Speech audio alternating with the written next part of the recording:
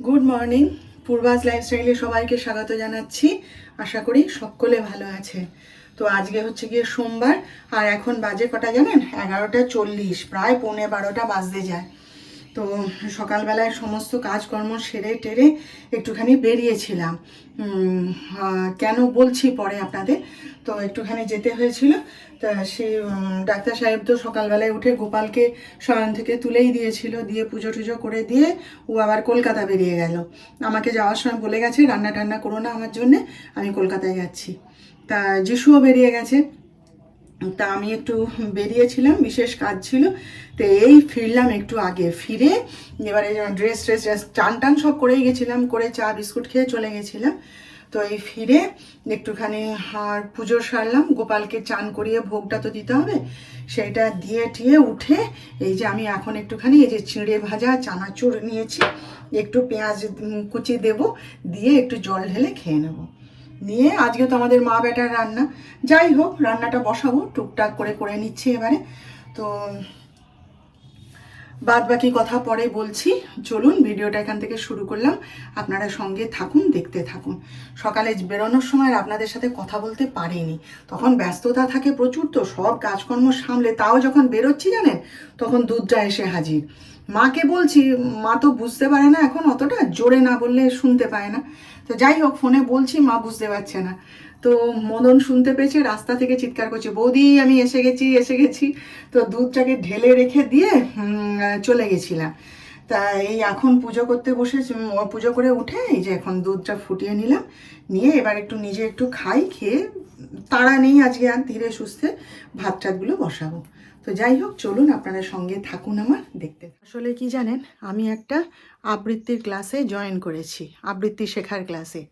তো এই 3-4 দিন হলো ক্লাস করেছি। তো ভালোই শেখায়।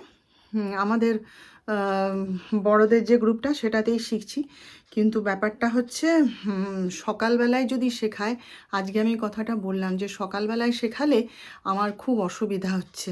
সকালবেলায় কি আমার পক্ষে সম্ভব বলুন? সকালবেলায় একদম মানে নিঃশ্বাস ফেলার সময় থাকে না। তারপরে আজকে নাই তো ডাক্তার সাহেব কলকাতায় গেছেন, অন্য দিন যেদিন বাড়ি থাকে তাড়াতাড়ি রান্না বান্না পুজো আচ্ছা, সব দিন তো আর সমান যায় না। ওই জন্য আমি আজকে বলেছি যে সকালবেলায় আমাকে ডেকো না, সকালবেলায় আমার সময় নেই একদমই শেখার। তো দেখি কি করি। ওরা আবার সকালবেলাতেই শেখাতে চাইছে, সকালবেলাতেই ওর মানে ফাঁকা থাকে, ও শেখাতে চাইছে।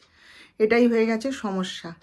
তো দেখি এখন আমাকে আমার আর এক বন্ধু সম আর কি, দিদি, সে আমাকে আর একজনের ঠিকানা দিয়েছে, বলছে ও হচ্ছে ওনার মেয়েকেও শেখাতো আর কি। বলছে তুই ওর কাছে যা, ও কিন্তু ভালো শেখায়, আর ওর সঙ্গে কথা বল। ওনার মেয়েকেও শেখাতো, ওনার মেয়ে এখন চাকরি টাকরি করে বলে আর এখন সেই প্র্যাকটিসে নেই আর কি, মানে আর শেখে টেকে না।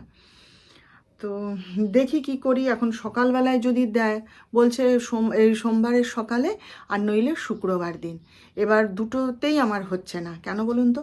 সোমবার সকালে হচ্ছে, এই তো বললাম কারণটা, আর শুক্রবার দিন যোগা থাকে না, যোগা ক্লাসটা মিস করতে চাই না। এই বৃষ্টি বাদল ঝড় ঝাপটা বিশেষ কারণ না হলে না, যোগা ক্লাসটা আমি বা আমার বন্ধুরা কেউই আমরা মিস করি না। সপ্তাহে 2 দিন ক্লাস তো। আর যোগা ক্লাস মিস করলে আমার হাজব্যান্ডও রেগে যায়, কারণ আমার শরীরের জন্য তো আমি গেছি তাই না ওখানে।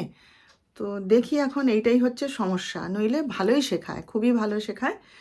তো দেখি, বলে দিদি আপনাকে বেশি শেখাতে হবে না, আপনার তো গলা তৈরি গলা আছে, শুধু অনেক দিন প্র্যাকটিস নেই, সেইটাই হয়েছে কারণ। তো দেখি এখন কি করি, কি ব্যাপার, এই হচ্ছে ব্যাপার, বুঝলেন তো। আবৃত্তি শিখতাম বাবার কাছে, তখন বহু প্রাইজের বই আছে আমার, আপনাদের তো বলেছি আমার ওই যে বইয়ের আলমারিটা দেখেন, ওটা আবৃত্তির বইতে ভর্তি আছে। আমার বিয়ের পর আমার মা আমার সব প্রাইজের বইগুলো, মানে আমার পড়াশোনার জন্যে পাওয়া প্রাইজের বই, আমার আবৃত্তির জন্যে পাওয়া, আমার গানের জন্যে পাওয়া যত প্রাইজের বই, মা সব বস্তা ভর্তি করে আমাকে দিয়ে দিয়েছিল। তো ডাক্তার সাহেব সেগুলোকে এনে ওই বইয়ের আলমারিটার মধ্যে সুন্দর করে গুছিয়ে রেখে দিয়েছিলেন, বুঝলেন তো। তা সেই জন্যে আমার যা কিছু আবৃত্তির মানে শুরুয়াত বলুন, যা কিছু যতদিন কলেজে পড়াকালীন যতদিন আবৃত্তি করেছি সবই বাবার কাছে শেখা, বাইরে কারো কাছে শিখিনি।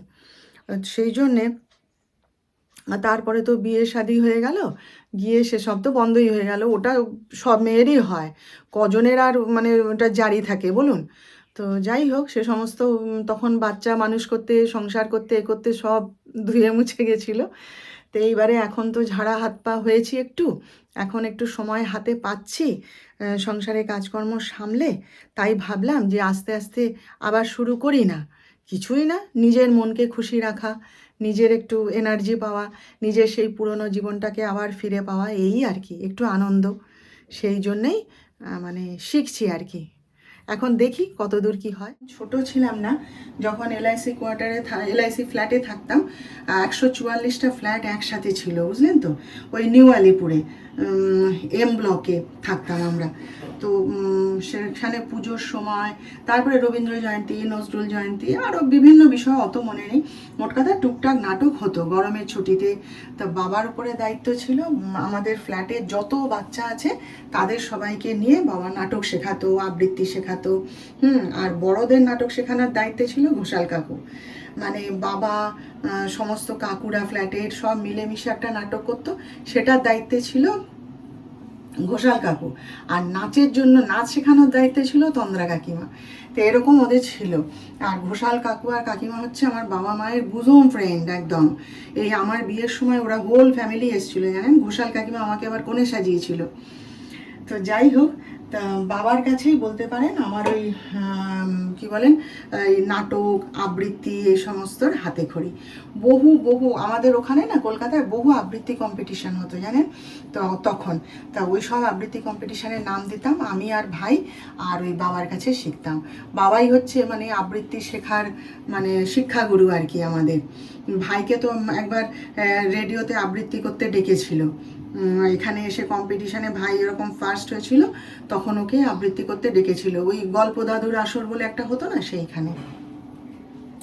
তো যাই হোক, সেই থেকে আমার এই নেশা গড়ে উঠেছে আস্তে আস্তে আস্তে। তারপরে কলেজ লাইফেও আবৃত্তি করেছি, গান করেছি, নাচ করেছি।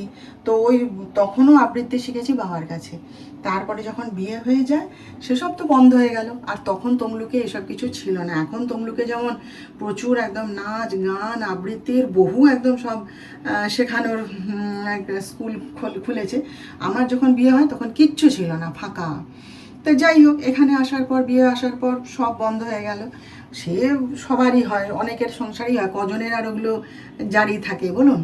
তা যাই হোক, তো সেই আমি যখন বিয়ে হয়ে রান্না বান্না সব কমপ্লিট হয়ে গেছে আমার আর ছেলের জন্য। তো ডাল, একটা তরকারি, আর ডিম ভাজা, একটু মাছের তরকারি করে নিলেই হয়ে যাবে। আর ডাক্তার সাহেব থাকলে কি হয়, একবার আলু দিয়ে, একবার আমার জন্য আলাদা। এবার যেমন কালকে আলু পটলের তরকারি করলাম, আমার জন্য আলাদা করে আবার পটলের তরকারি, আবার যিশু খাবে না বলে তার জন্য পেঁপের তরকারি, এরকম করতে হয়েছিল। সেই জন্য বলছি আর কি। তো যাই হোক, রান্না হয়ে গেছে। আমার ছেলের জন্য একটুখানি পাঁপড় ভাজা করে দেবো, ও পাঁপড় ভাজা খেতে খুব ভালোবাসে। ভাতের পাতে একটুখানি পাঁপড় থাকলে ও খুশি হয়ে খেয়ে নেয় আর কি। তাই যে চান করতে গেল, আমি পাঁপড় ভাজাটা করে দেবো একটু, দিলে রান্না শেষ। ডাক্তার সাহেব আজকে, দাঁড়ান 1 মিনিট, আজকে জিম থেকে ফেরার পথে আমার ছেলে আমায় আনতে গেছিলো। তো ওকে নিয়ে আমি একটু গৌরাঙ্গ সুইটসে গেছিলাম। আমি চল দেখি, অনেক দিন যাইনি, কি খাবি বল। তো ও তো কী সব প্যাটিস, ভেজ প্যাটিস, পনির প্যাটিস কী সব কিনলো, আর আমি এই যে এইগুলো কিনেছি। এগুলো ওরা ভাজে খুব সুন্দর, জানেন, খেতে ভালো লাগে। ডাক্তার সাহেবও খুব ভালোবাসে খেতে। এই যে, আর এই যে ঝুড়ি ভাজা, এইগুলো নিয়ে এসছি আমার জন্যে আর কি। বলুন তো, আমার মানে যখন তখন খিদে পায়, তো 1 ঘন্টা 1.5 ঘন্টা বাদ বাদই আমার খিদে পায়। আপনাদের তো বলেছি, আপনাদের মতন তো আর নয় ভাই। তো সেই জন্যে আমার এই সমস্ত, এই নোনতা বিস্কুট, তারপরে এই চিড়ে ভাজা, চানাচুর, নোনতা যে বা ঝাল চানাচুর, বাদাম ভাজা, এগুলো সব আমি না একটা কৌটোর মধ্যে ভরে ভরে রেখে দিই। যখনই খিদে পায়, যখন যেটা ইচ্ছে করে সেটা খাই। আমি এমনকি আমি যেহেতু বাইরে যাই না, আমার মানে যেখানেই যাই আমার ব্যাগের মধ্যে একটু বিস্কুট, আমার সুগার ফ্রি বিস্কুট, 1 বোতল জল আমার রাখা থাকে। কি খাবো বাইরে গিয়ে, যখন তখন খিদে পায়। এই যে আজকেই জিমে একজন গণেশজির পুজো হয়েছে, লাড্ডু বিতরণ করলো। তো কি করবো বলুন, লাড্ডু কি আমি খাবো? আমি হাত পেতে নিলাম, নিয়ে আমার এক বান্ধবীকে দিয়ে দিলাম, সেই নিয়ে সবাই পিছনে লাগছে আমার। তো যাই হোক, ওই জন্য না আমার বন্ধু বান্ধবরাও জেনে গেছে যে আমি এরকম কি খাবার খাই না খাই। হ্যাঁ, তো ওই জন্য আজকেই তো আমার এক বান্ধবী মেসেজ করছে দেখছি যে ওদের বাড়ির কাছে ওই রাস্তাটা দিয়ে আমরা জিম থেকে ফিরি আর কি, বাজারের মধ্যে দিয়ে। তো বলছে বলে যে এখানে একটা এরকম চিপসের দোকান, চিপস চানাচুর এইসবের বিস্কুট এসবের নতুন দোকান করেছে, তোর খুব ভালো হবে, তোর উপকার হবে, তুই ঘুরে যাস এসে। তো কই ওই রাস্তা দিয়ে তো এলাম, জিমেও জিজ্ঞেস করছিলাম, তারাও তো বললো হ্যাঁ ওইখানে ওইখানে ওইখানে। তো সেখানে তো আমি দেখতে পেলাম না কোনো দোকান। দেখি তাকে ফোন করে জিজ্ঞেস করব যে কোথায় পেয়েছে দোকানটা। তো এই হচ্ছে ব্যাপার, বুঝলেন তো। এখন সবাই জেনে গেছে যে আমি কি ধরনের খাবার খাই, কি খাই না খাই। সেই জন্যে সেদিন তো আমার আর এক ইয়ে এনেছিল ওই জন্মাষ্টমীর প্রসাদ আর কি। তো সেখান থেকে আমাকেও ওরকম খুঁজে খুঁজে দুটো খই, ওই যে পপকর্ন যেগুলো, সেইগুলো আমার হাতে দিল। বলে পূর্বা তুই কী খাবি বলে এটা আমার হাতে দিল। তাই ওরাও জেনে গেছে সবাই আর কি, বুঝলেন তো। তো যাই হোক, যেদিন যাবো ওই দোকানটা দেখবো কি পাওয়া যায় না পাওয়া যায়, আমার খাবার দাবার ওরা বলছে যখন নিশ্চয়ই ওয়াচ করেছে, তাই না। যাই হোক, এবার একটুখানি চা খাবো। কি টায়ার্ড লাগছে আজকে জানেন তো, কি জানি কেন কালকে রাতে না ভালো করে ঘুম হয়নি, ভীষণ শরীর খারাপ লাগছে। তারপরে আবার ভোর ভোর উঠে পড়েছি, ডাক্তার সাহেব বেরোবে, আরও কাজ আছে, শুয়ে থাকলে কি চলে কি। আর দুপুরবেলা একটুখানি বিশ্রাম নিতে পেলাম না, জিমে গেলাম, ওই জন্য মনে হয় কি টায়ার্ড লাগছে। একটুখানি চা খাই বসে বসে, দেখি। বসে বসে ফোন ঘাঁটতে ঘাঁটতে না এত শরীর খারাপ লাগলো যে ভাবলাম কি একটুখানি শুয়ে পড়ি। তারপরে উঠে রুটি তরকারি করবো জানেন, ব্যাস যা শুয়ে পড়েছি ঘুম ধরে গেছে। ওই যে বলছিলাম না প্রচণ্ড পরিমাণে টায়ার্ড লাগছে, তারপরে গরম চা খেয়েছি, সে এমন শরীর খারাপ করছিল যেন আমি সে মানে চেয়ার থেকে পড়েই যাব। আমি বলি না একটুখানি শুই বলে ব্যাস যা শুয়েছি ঘুম ধরে গেছে। তারপরে যিশু এসে ডাকছে, ওমা 10টা বাজতে যায়, তুমি ওঠো, উঠবে না। তারপরে ধর্মর করে উঠেছি। তারপরে দুজনে মিলে অনেক চেষ্টা করলাম যে যদি রুটি মানে অর্ডার করা যায়, কিন্তু তখন 10টা বেজে গেছে, কে আর অর্ডার নেবে বলুন। আসার পথে ভেবে রেখেছিলাম যে ছেলে যখন আসছে তখন যাওয়ার পথে রুটি আজকে কিনে নিয়ে চলে যাব, ভাল লাগছে না শরীরটা। কিন্তু ব্যাপারটা হচ্ছে মানে পুজোর আগে তো প্রচণ্ড ভিড় এখন তমলুকে, আর ছোট শহর ছোট জায়গা, আর ভীমার বাজারে তো ঢোকাই যাচ্ছে না, এত ভিড় ওই জায়গাটায়। আমি আর ভয়ের চোটে আর ওকে বলিনি। আমি বলি না বাবা তুই গলি দিয়ে চলেছ, কোথায় কি গাড়িতে ধাক্কা টাক্কা লাগিয়ে দেবে, দিয়ে তারপরে এখন অশান্তি। আমি বলি তুই এই গলির ভিতর দিয়ে চলেছ, ওদিক দিয়ে আর যেতে হবে না বলে আমি এদিক দিয়ে ওকে নিয়ে পালিয়ে এসেছি। যাই হোক, উঠে এই যে রুটি তরকারি করছি। ডাক্তার সাহেব নার্সিংহোমে এসে গেছে কিন্তু বাড়ি আসেনি এখনো। আর বাইরে কীরকম মেঘ ডাকছে দেখুন, এমন মেঘ ডাকছে মনে হয় যেন একদম সে কী প্রলয় ঘটে যাবে, এত জোরে জোরে মেঘ ডাকছে। যাই হোক, তরকারি হয়ে গেছে, রুটিটা করব ব্যাস, তাহলেই হয়ে যাবে। যাই হোক, তাহলে চলুন আজকের মতন রাখছি, আবার দেখা হবে আমাদের। আপনারা ভালো থাকবেন, আর আজকের ভিডিওটা ভালো লাগলে একটা লাইক শেয়ার ও সাবস্ক্রাইব করে প্লিজ জানিয়ে দেবেন।